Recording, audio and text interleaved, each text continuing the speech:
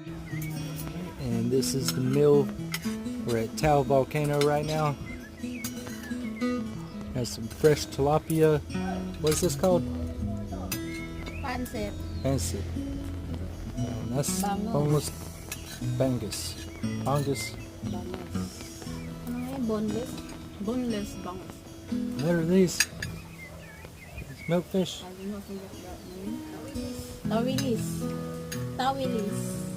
Tawilis.